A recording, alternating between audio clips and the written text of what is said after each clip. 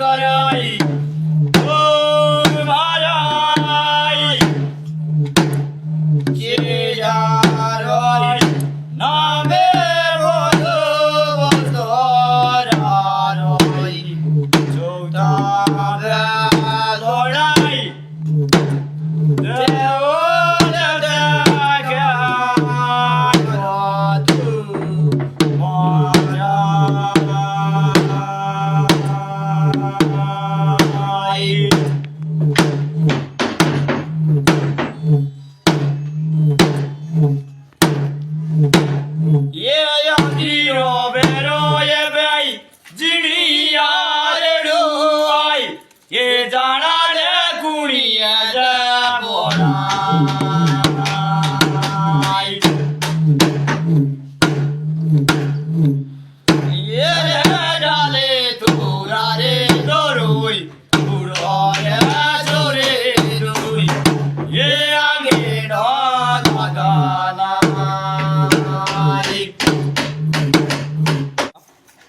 कि सतयुग में द्वापरा की ये बात है। तो द्वापरा युग में ये ऐसा हुआ कि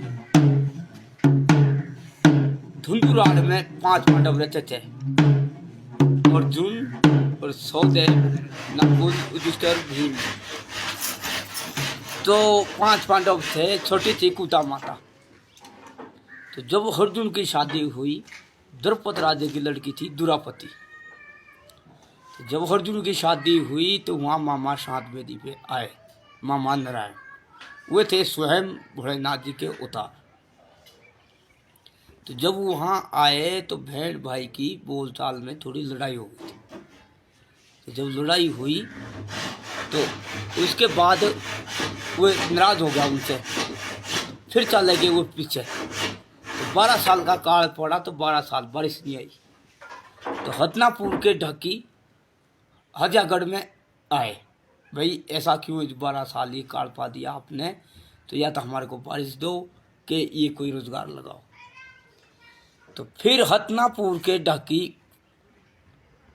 पीछे भेजे गए घर के लिए, और फिर ढाक के पेड़ की ढकली बनाई। ये जो ये है ना जी, ये ढकली बनी, ढाक के पेड़ की ढकली। तो ये ढकली बनी और फिर जाके उनको धुंधुराड़ में भेजा गया, उत्तराखंड में गंगा से पार को।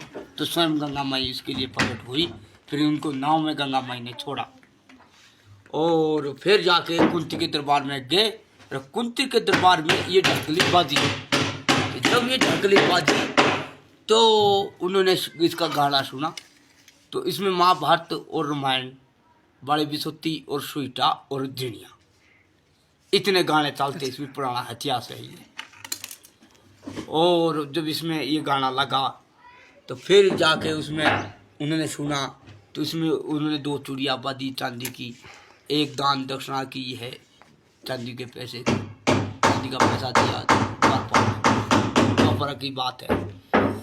तो फिर जाके जब ये ढकली लगी तो भोलेनाथ जी को कहा गया कि भोलेनाथ जी के कैलाश पर्वत में डमरू तुम्हारा, कि आज से डमरू हमने साधा। फिर जाके उसने इसमें धूप दिया, धूप दे के फिर जाके उनको हजागढ़ में भेजा गया। तो जितने को हजागढ़ पहुँचे गए उतने को सूखे पेड़ में खुमड़ी आई, सारी धरती हरी हो गई। तो जब ये महीना शुरू होता है तो इस महीने में पूरी जितने भी डाली है, पेड़ पौधे हैं, सब हरे हो जाते हैं। और फिर जाके इसी ढकली को लगाया गया। और 12 साल के बाद बारिश हुई। 12 साल के बाद बारिश हुई तो फिर जाके इसी ढकली की इसकी कारी बढ़ गई। और हमारे पास इसमें कारी लगी हुई है। तो जो हम अगर इसमें ना डालें तो इसका उस देवता का दोष लग जाता है भोलेनाथ जी का।